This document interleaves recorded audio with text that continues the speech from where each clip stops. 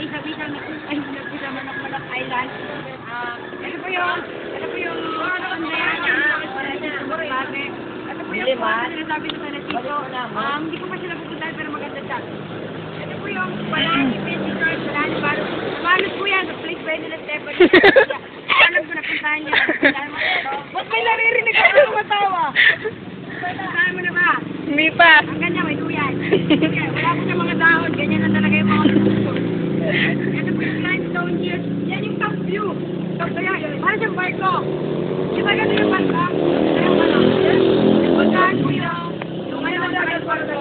Yung bundok na saka yung barko, banggaan po. Kaya po naging limestone hills. Yan po yung story.